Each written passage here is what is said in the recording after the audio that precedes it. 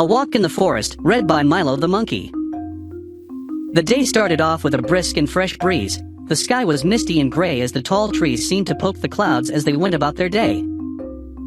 There was plenty of moisture in the air, but it wasn't raining. There were big puddles that looked like miniature lakes, laying in the uneven gravel track that led deeper into the forest.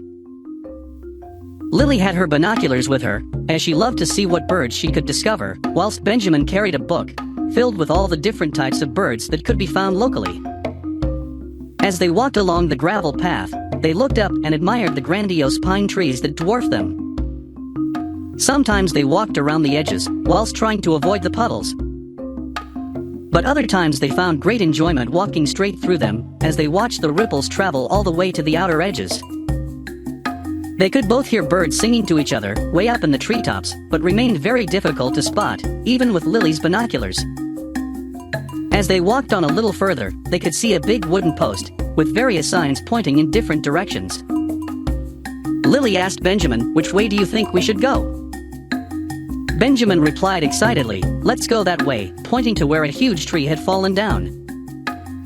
Lily smiled, "That's a good idea, and we might have a better chance of seeing some birds." Both nodding in agreement, they wandered over. The tree was huge. It had fallen down in the strong winds that persisted last weekend. The bark had deep grooves in it, with vivid green moss growing over it in some areas. The bark felt slimy to touch, which made it a little more difficult to climb on, but after a couple of attempts, and a few dirty knees, both Lily and Benjamin managed to climb onto it. Straight away, Lily grabbed her binoculars and began looking for some birds to spot. Benjamin continued to walk along the massive trunk, to see how far he could get, being careful not to slip. Suddenly Lily called over to her little brother. "Benjamin, I can see a river. Shall we go and have a look?" Benjamin's eyebrows raised and a smile beamed across his face. "Oh yeah, I'd like that." Lily counted to 5 before taking a brave leap of faith, down from the tree trunk, landing feet first onto the squelchy floor beneath. She then helped Benjamin to the ground. At the river, they stood by the boat launch. The water hurried past, and higher than usual, thanks to all the rain from the stormy weather last week. Along the river was a row of tall trees that stood proudly. The wind rustled through the top branches, leaves dancing, as some fell delicately to the ground. And some whisked away by the river's powerful and mighty current. Lily pointed to her right and said, "Oh look, there's a bridge further down the river, and a pathway running alongside it." The pathway was made from wood, with a wire mesh covering.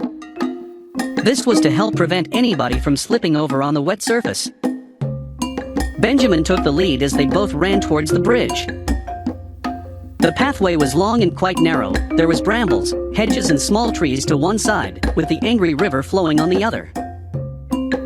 Benjamin found this to be very exciting. He never thought they would find a river in the middle of the forest, and Lily wondered where the bridge would take them.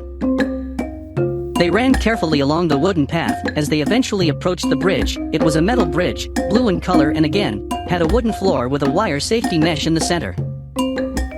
Minding where they put their feet, they took the steps onto the bridge and looked at the fast-flowing river that now rushed beneath them.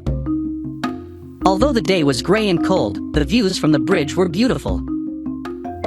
Lily could just imagine taking a pleasant boat trip downstream on a gorgeous summer's day, with a packed lunch, her bird book and binoculars.